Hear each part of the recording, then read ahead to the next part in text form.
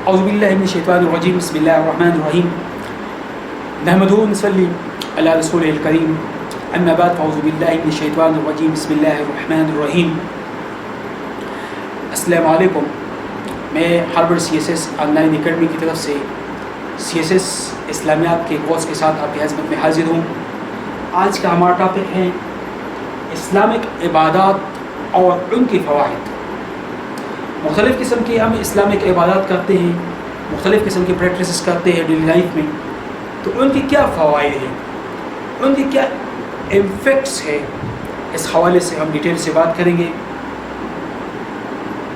ہم نے اس سے پہلے بات کی, ایک لیکچر میں اسلام کی پیلرز کے حوالے سے بات کی تھی. عبادات بیسیکلی کسی بھی مذہب کا بنیادی پیلر ہوتا ہے. کوئی بھی مذہب جب کھڑا ہوتا ہے تو ان کی جو پیلرز ہیں ان میں عبادات لازمی ہیں, پریکٹسز لازمی ہیں. مختلف مذہبوں میں مختلف قسم کی پریکٹسز ہوتی ہیں, اور ان پریکٹسز کے ذریعے سے وہ اللہ کی خوشنودی, اللہ تعالیٰ کی قربت حاصل کرنا میں مقصد ہوتا ہے, تاکہ اللہ تعالیٰ ان کو معافی دے اور قیامت کے دن ان کو عذاب سے چھٹکارا ملے اور جنت حاصل کرے. تو عام طور پر ہر مذہب کے عبادات کے اوپر بہت زیادہ فوکس ہوتی ہے. ہر مذہب کے اپنی پریکٹسز ہیں, اپنی طریقے سے ان کی کوشش ہوتی ہے لوگوں کو انفلوئنس کرے, لوگوں کو راہ راست پہ لائے, لوگوں کو ٹیچنگ کروائے, لوگوں کو یہ بتائے کہ کون سی راہ جو ہے صراط مستقیم ہے, کون سی راہ جو ہے بڑائی کی طرف ہے, کون سی اچھائی کی طرف ہے. تو یہ ٹیچنگ جو ہے یہ وہ بنیادی کنسپٹ ہے جو کہ ہر مذہب کے اندر موجود ہے. اور پھر ان کنسپٹ کا انسان کی زندگی پہ جو پازیٹیو اثرات ہیں, جو بینیفٹس ہے, جو امپیکٹس ہے, اس حوالے سے ہم بات کریں. کہ سی ایس ایس میں ایک بات یاد رکھنا, سی ایس ایس میں آپ نے چیزوں کو انالیٹیکلی ججمنٹ کرنی ہے. چیزوں کے اوپر آپ کی ڈیبیٹ اور ڈسکشن اس اینگل سے ہو کہ اس کے اندر آپ انالیسز, انالیٹیکل اور کریٹیولی آپ چیز کو بلڈ اپ کریں, اپنی آرگومنٹ کو بلڈ کریں. آپ آرگومنٹ کو فیکلی نہیں کر سکتے. آرگومنٹ کو بلڈ کر لیں, ساتھ میں اگر آپ اچھی طرح آپ پریزنٹ کر لیں, سپورٹڈ آرگومنٹ پیش کریں ان فیور, یا ایون اگر آپ اپوز کرنا چاہتے ہیں تو آپ بھی آپ کی آرگومنٹ جو ہے اس کے فیور میں ہونے چاہیے, اس کے اپوزیشن میں ہونے چاہیے, تاکہ آپ کا جو آنسر ہے اس کے اندر وہ ویٹیج آئے, دوسرے بندوں سے انفلوئنس ہو جائے. تو ہم جب عبادات کی بات کرتے ہیں, عبادات میں سلسلہ پریکٹسز کرتے ہیں, اللہ تعالیٰ نے ہمیں پیدا کی ہے تو نماز, روزہ, حج, زکوٰۃ یہ عبادات کے فارم ہیں. ہم نماز پڑھتے ہیں, 5 نماز پڑھتے ہیں, 3 نمازیں پڑھتے ہیں. پھر نماز کے اندر ہم سنت, فرض, واجبات پڑھتے ہیں. ہاتھ ادھر باندھتے ہیں, نہیں باندھتے, اس طرح کوڑے چھوڑتے ہیں. پھر نماز کے اندر سرٹن پریکٹسز ہوتی ہیں, اس طرح روزہ ہے, رمضان کا مہینہ ہے, اپنی طریقے سے لوگ اس کی پریکٹسز کرتے ہیں. پھر اس کے بعد حج ہے, زکوٰۃ ہے. تو یہ عبادات ہے. بعض عبادات جو ہے وہ جسمانی ہے, اور بعض جو ہے بدن سے ہم کرتے ہیں, اور بعض جو ہے ہم مال سے کرتے ہیں. جس طرح زکوٰۃ مالی عبادت ہے, جبکہ حج مالی اور بدنی دونوں عبادات میں سے. تو عام طور پر یہ کنسیپٹ پہلے آپ کے مائنڈ میں کلیئر ہونا بہت ضروری ہے کہ آپ عبادات کے نیچر کو سمجھیں. تو عبادات کے ذریعے سے بندہ اور اللہ, خالق اور مخلوق کے درمیان ریلیشن شپ ہوتی ہے.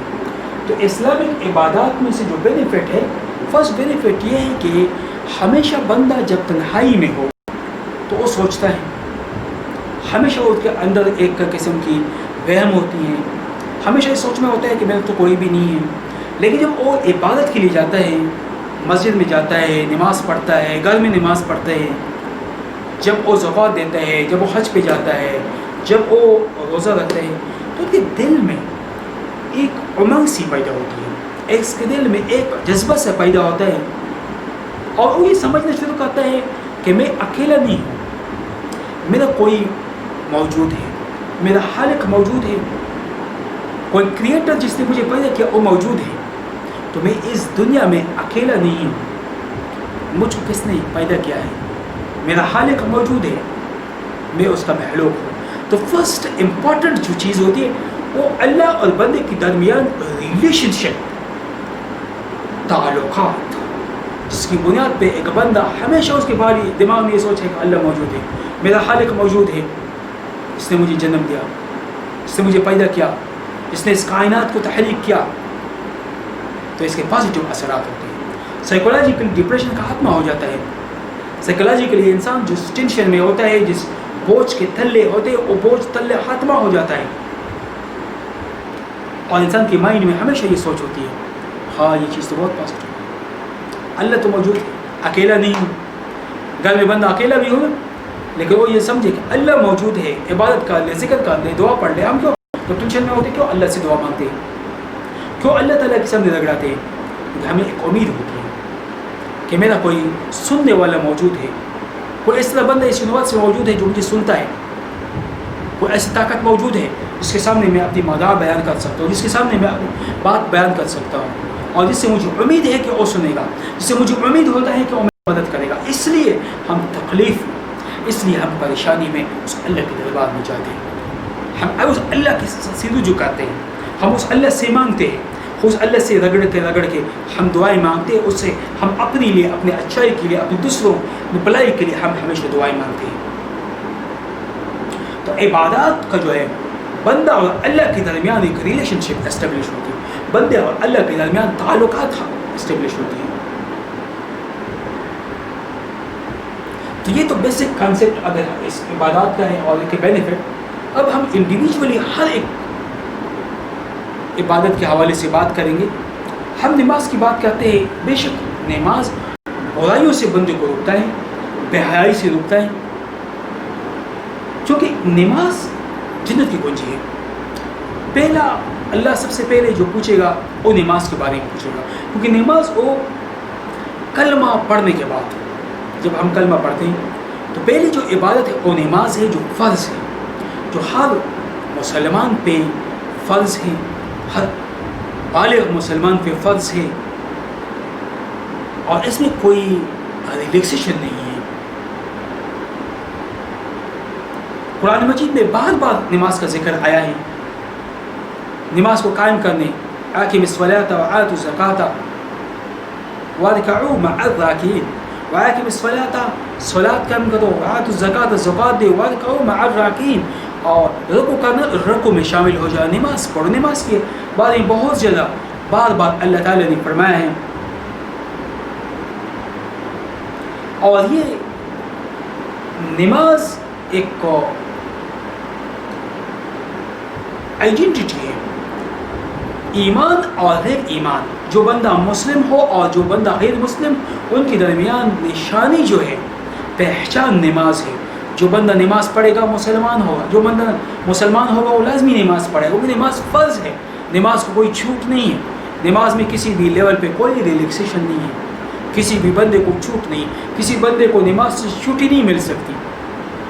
ایک دفعہ میں سن رہا تھا، ایک انڈین مسلم تھے، بڑی داڑھی تھی، بچے تھے، تو ان کا ویڈیو میں دیکھ رہا تھا، ایک بندہ اس سے پوچھتا ہے نماز کے حوالے سے، وہ کہتا ہے کہ بچہ کہتا ہے اس کا، یہ تو نماز نہیں پڑھتا باپ، ہمیں بھی نہیں پڑھاتا۔ تو کیوں نہیں پڑھتے؟ جی میں چھٹی نہیں ہے۔ نماز کی کوئی چھٹی نہیں ہوتی ہے، نماز تو فرض ہے، نماز فرض ہے، فرض کی کوئی چھٹی نہیں ہوتی ہے۔ آپ جس بھی حال میں آپ نماز کو نہیں چھوڑ سکتے، بہت سی رسخان میں چھوڑو گے تو پھر اس کی قضا پڑھو گے، لیکن چھوٹ نہیں ہے، لیکن آپ نماز کو مکمل طور پر چھوڑ نہیں سکتے۔ تو ایمان اور غیر ایمان کے درمیان جو آئیڈینٹی وہ نماز ہے۔ اب ان کی جو امپیکٹ کی ہم بات کرتے ہیں، نمبر فرسٹ جو ہے وہ روحانی، فرسٹ جو ہے روحانی طور پر جو لوگ نماز پڑھتے ہیں روحانی طور پر بہت زیادہ مضبوط ہوتے ہیں، اور روحانیات کے طور پر، کیونکہ نماز سے ہم اللہ کی قریب جاتے ہیں، اللہ کی قربت حاصل کرتے ہیں۔ جب ہم نماز پڑھتے ہیں الحمدللہ سبحانہ سے سٹارٹ لیتے ہیں، ہم یہ سمجھتے ہیں اللہ کے سامنے ہم کھڑے ہیں، اللہ کے دربار میں ہیں، اب اللہ سے ہم نے مانگنا ہے جو ہم مانگنا چاہتے ہیں، تو اس طرح اللہ اور بندے کے درمیان ایک روحانی طور پر ایک کنیکٹیوٹی کنیکشن اسٹیبلش ہوتی ہے. اور ہم دعائیں پڑھتے ہیں, مختلف دعائیں ہوتی ہیں, اور یہ ساری دعائیں کا مین ایم یہ روحانی طور پر مضبوطی ہو. اور یہ وہ عبادت ہے, واحد عبادت ہے جس میں انسان ڈائریکٹلی اللہ کے سامنے حاضر ہوتا ہے, ڈائریکٹلی اللہ کے دربار ہم پہنچتے ہیں. سبحانک اللہم و بحمدک, تو ہم ڈائریکٹلی اللہ کی تعریف سنا کرتے, اللہ کے دربار میں تعظیم سے ہم اس طرح ہاتھ کھڑے کر کے, اس طرح چھوڑ کے ریسپیکٹ سے اللہ کے سامنے ہوتے ہیں, اللہ سے مانگتے ہیں, اللہ سے الحمد پڑھتے ہیں, قل هو اللہ پڑھتے ہیں, ہم مختلف صورتیں پڑھتے ہیں, ہم رکوع میں جاتے ہیں, سجدے میں جاتے ہیں اللہ کے سامنے عاجزی سے. تو واحد عبادت ہے نماز جس میں ہم ڈائریکٹلی روحانی طور پر اللہ کے ساتھ ڈائریکٹ ریلیشن شپ اسٹیبلش کرتے ہیں. اور یہ وہ عبادت ہے, یہ وہ عبادت ہے جس کی ذریعے سے ہم اللہ کے ساتھ کنیکشن حاصل کرتے ہیں. مورالٹی وائز یہ ہے, جو لوگ نماز پڑھتے ہیں ہمیشہ ان کا دل پاک صاف ہو. 5 وقتی نمازی نماز سے پڑھے گا ریگولر, اور ان کے دل میں ہمیشہ پیوریفیکیشن ہوگی, دل میں خالص سکون ہوگا. روحانی طور پر, اب اخلاقی طور پر سیکنڈ جو ہے اخلاقی, لوگ عموماً اس کی باتوں پہ عمل کرتے ہیں, لوگ عمل کرتے ہیں وہ نمازی بندہ ہے, وہ 5 وقتی ہیں, اور نماز بندہ پڑھنے والا بندہ ہے, وہ جھوٹی بات نہیں کر سکتا, وہ جھوٹ نہیں بول سکتا, اور وہ بندہ جو ہے حقیقت بیان کرے گا. اور ہمیشہ لائف میں ہم زندگی میں دیکھتے ہیں کہ ان کو نوبیلٹی ہوتی ہے, لوگ ان کو نوبل مانتے ہیں جو نماز پڑھتے ہیں, جو 5 وقت نماز میں جاتے ہیں, مسجد میں جاتے ہیں, مسجد کی خدمت کرتے ہیں, اذان دیتے ہیں, ان لوگوں کی بہت زیادہ. تو اخلاقی طور پر ایک اخلاقی سپیریارٹی بھی ہوتی ہے. پھر اس کے بعد ہے معاشرتی سوشلی کیا ہوتی ہے. ایک تو معاشرتی طور پر یونیفیکیشن ہوتی ہے. مسجد میں جب ہم جاتے ہیں تو مختلف سوسائٹی کے غریب, امیر, چھوٹا, بڑا, کالا, سب ایک مسجد میں کھڑے ہوتے ہیں, ایک جگہ پہ نماز پڑھتے ہیں. تو ایک یونیٹی ہوتی ہے, یونیفیکیشن ہوتی ہے. مختلف سائیکالوجسٹ اور سوشالوجسٹ نے جو اب تک اسٹڈی کی ہے اس کے مطابق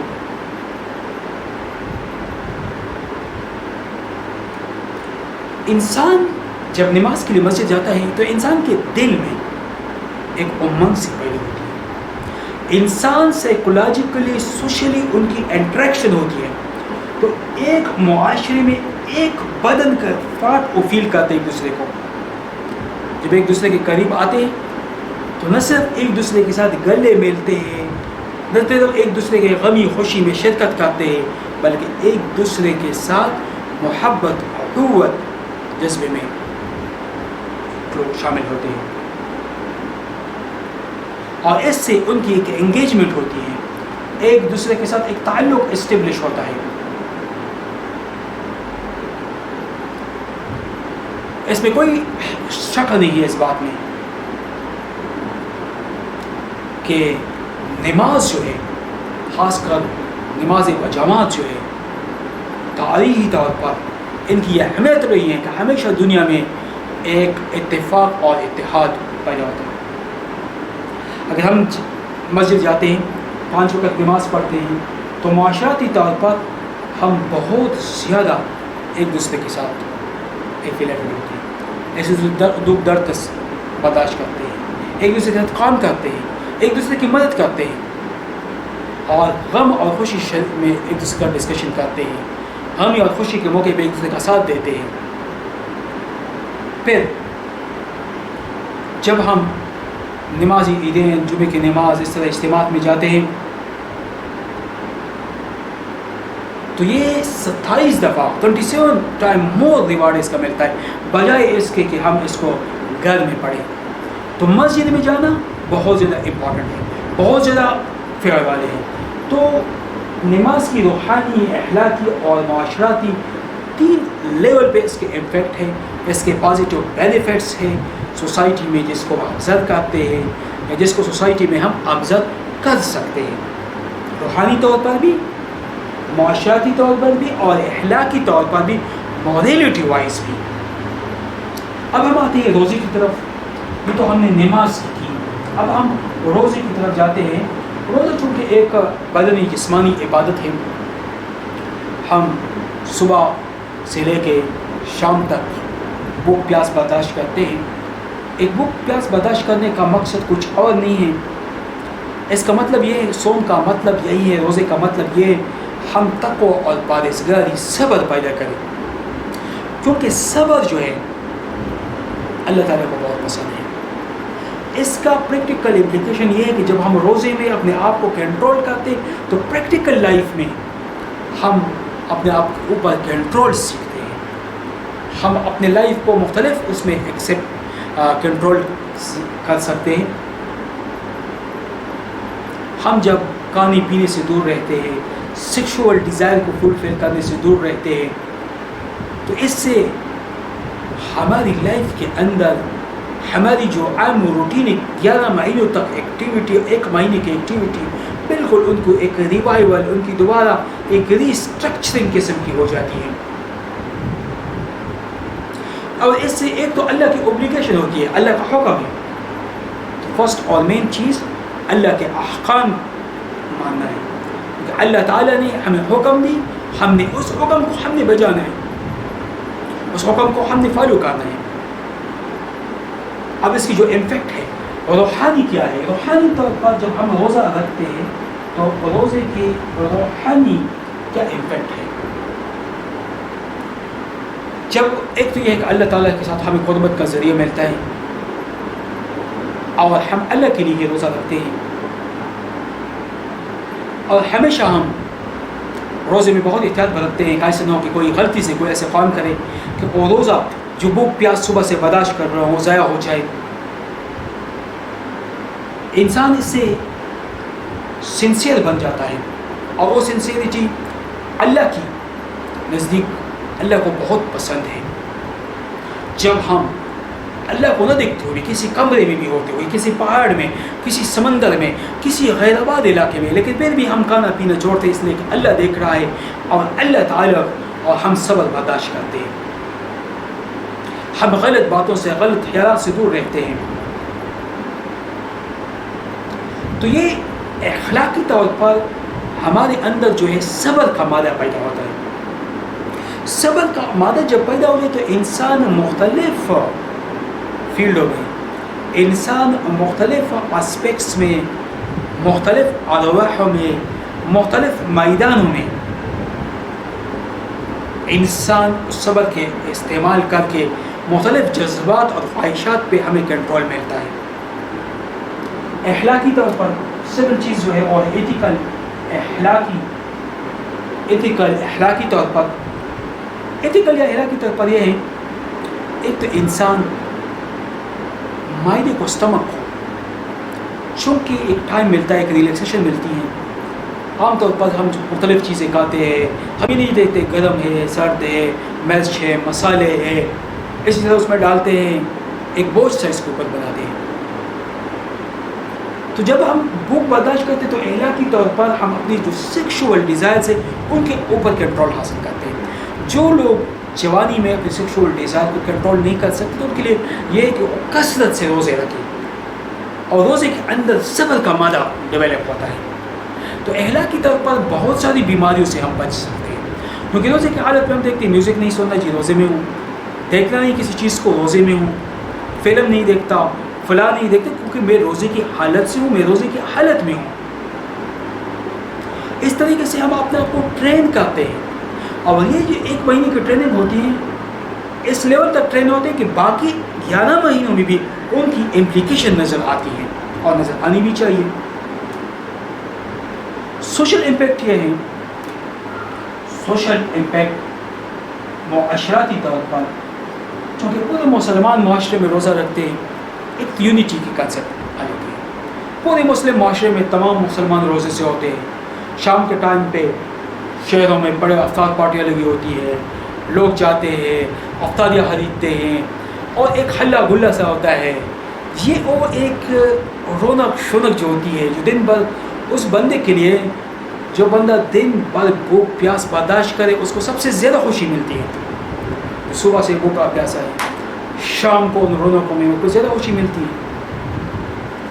تو سوسائٹی کے اندر ایک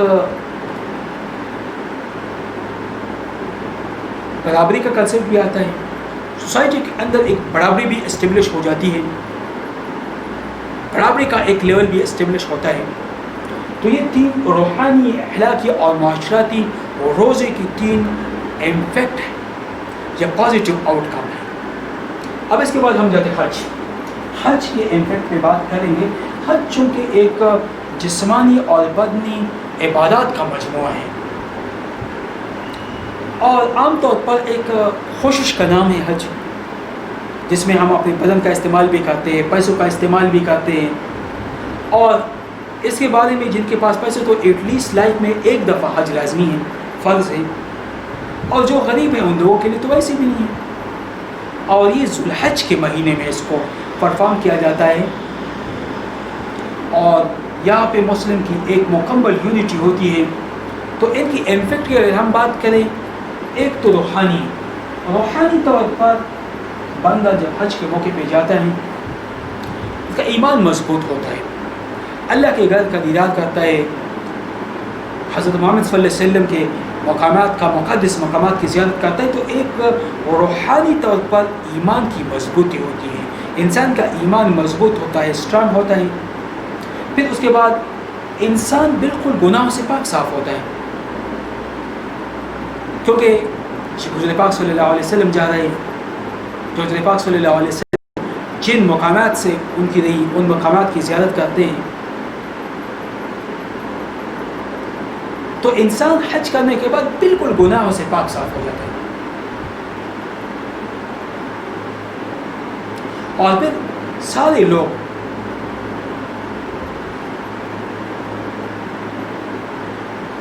عرفات کے میدان میں جمع ہوتے ہیں، اور قیامت کے دن بھی لوگ عرفات کے میدان میں جمع ہوں گے۔ تو اس طریقے سے ایک یونیکنیس روحانی طور پر اس میدان میں جب عرفات کے میدان میں آتے ہیں، اور آپ یہ سوچتے ہیں کہ ایک دن دوبارہ بھی مجھے اس میدان میں آنا ہے، روحانی طور پر ایک مضبوطی ہوتی ہے۔ سوشل بینیفٹ کی اگر ہم بات کریں معاشرتی طور پر ایک یونٹی کا سمبل ہے۔ مختلف ممالک کے مسلمان آتے ہیں، کالے ہوتے ہیں، سفید ہوتے ہیں، کوئی انگریزی بولتا ہے، کوئی اردو بولتا ہے، کوئی چائنیز بولتا ہے، تو کوئی عربی بول رہا ہے، مختلف زبانوں کے لوگ ہوتے ہیں، ایک ہی جگہ پہ کھاتے پیتے، ایک جگہ پہ عبادت کرتے ہیں، زبانوں کو نہیں سمجھتے، لیکن دل کے ذریعے سے روحانی طور پر ان کا ایک رشتہ اسٹیبلش ہوتا ہے، جو بھائی چارے کا ایک رشتہ ہوتا ہے، اور روحانی طور پر ایک دوسرے کے ساتھ جڑے ہوتے ہیں، اور روحانی طور پر ایک دوسرے کے ساتھ کنیکٹڈ ہوتے ہیں ایک رشتے میں۔ تو ایک تو یہ ہوتا ہے۔ پھر ایک جیسے کپڑے پہن کے، ایک جیسے طواف، ایک جیسے ایک جگہ پہ ایک قبلے کی طرف نماز پڑھتے ہیں، ایک جگہ پہ وزٹ کرتے ہیں، تو اس طریقے سے ایک ہی جگہ پہ ایک دوسرے کے لیے قربانی کا جذبہ آتا ہے، تو معاشرتی طور پر ان کی یونٹی کا ایک سبق ملتا ہے۔ پوری دنیا کے مسلمانوں کے درمیان اخوت کا ایک عملی مظاہرہ ہوتا ہے، تو یہ ان کی معاشرتی ہے، کیونکہ اس میں پوری دنیا کے گروہ کے مسلمان ایک جگہ پہ ہوتے ہیں، تو عملی طور پر پریکٹیکلی ان کی یونٹی کا ایک ایکسپریشن ہوتی ہے، یونٹی کی ایک پریزنٹیشن ہوتی ہے۔ پھر اس کے بعد ہم آتے ہیں زکوٰۃ کی طرف۔ یہ تو ہم نے حج کی بات کی، اب ہم آتے ہیں زکوٰۃ کی طرف۔ زکوٰۃ ایک عبادت ہے جو کہ مکمل طور پر مالی عبادت ہے، جس میں ان تمام مسلمانوں پہ سال میں ایک دفعہ فرض ہے، جس کے پاس اتنی ہو، جو افورڈ کر سکے، اور جو لوگ استطاعت رکھتے ہیں، جو کوالیفائڈ ہیں، اپنی دولت کی پیوریفیکیشن ان کو چاہیے کہ وہ غریب لوگوں کی مدد کریں، مساکینوں کی مدد کریں، فقراء کی مدد کریں، اللہ کی راہ میں جہاد کرنے والے طالبان لوگوں کی مدد کریں۔ ایک یہ روحانی جو فائدے ہیں، روحانی جو امپورٹنس ہے، اس سے انسان کی دولت میں اضافہ ہوتا ہے، انسان کی دولت گرو ہو جاتی ہے۔ جب آپ کسی غریب کی مدد کرو گے تو غریب کی دعا جو نکل جاتی ہے، اس سے آپ کی دولت میں اضافہ ہوتا ہے، آپ کی دولت انکریز، آپ کی دولت کٹتی نہیں ہے، آپ کی دولت بڑھتی ضرور ہے زکوٰۃ دینے سے، اور اس سے انسان کی دولت کے لیے جو لو ہے وہ کمی ہو جاتی ہے۔ عام طور پر تو ہم بہت زیادہ ہوتے ہیں نا، عام لوگ دعا کرتے ہیں اللہ مجھے دولت دو، دولت کے مالامال کرو، پھر انسان کی اور سوچ بدل جاتی ہے۔ جب آپ کسی غریب کو ایک مدد کرو نا مشکل حال میں، انسان اس وقت بہت خوش ہوتا ہے۔ میں لائف میں جب بھی کسی ضرورت مند کو دیکھتا ہوں اور کوشش کرتا ہوں اگر مدد کر سکتا ہوں کروں، جب بھی کرتا ہوں مدد تو اتنی خوشی ملتی ہے، اتنی خوشی ملتی ہے میں بیان نہیں کر سکتا۔ مجھے نیند نہیں آتی اس رات جب میری وجہ سے کسی ضرورت مند کو میں اس کی مدد کر سکوں۔ تو ایک بندہ جب زکوٰۃ دے تو اس کی خوشی تو الگ ہوگی، تو وہ پھر کبھی بھی وہ دولت مند کو خواہش مند نہیں رہے گا، اس کی کوشش ہوگی کہ دولت آئے لوگوں میں تقسیم کرے۔ اخلاقی طور پر یہ ہے کہ اخلاقی طور پر بندہ جو ہے وہ غریبوں کی مدد کرتا ہے، وہ نیڈی پیپل کی ضرورت کے کام آتا ہے، ان لوگوں کی مدد کرتا ہے۔ اس طرح ایک بیلنس رہتی ہے، غریبوں اور امیروں کے درمیان جو امبیلنس ہے ان کا خاتمہ ہو جاتا ہے۔ تو اس طرح زکوٰۃ سرکولیشن آف ویلتھ سوسائٹی میں ہونی چاہیے۔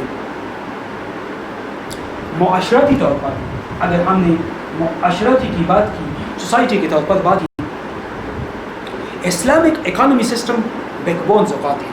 اسلام کا جو اکانومی سسٹم ہے یہ زکوٰۃ کی وجہ سے سرکولیشن اس کو ہو رہی ہے سوسائٹی میں، اور مسلم کمیونٹی کے اندر جو ایک سولیڈیرٹی ہے یہ زکوٰۃ کی وجہ سے اسٹیبلش ہے۔ یہ اس زکوٰۃ ہے جس کی وجہ سے یہ اسٹیبلش ہے، سرکولیشن آف ویلتھ ہوتی ہے۔ اگر ہم ویلتھ کی سرکولیشن نہ کریں، دولت ایک جگہ پہ منجمد ہو جائے تو دولت میں گروتھ نہیں ہو سکتی۔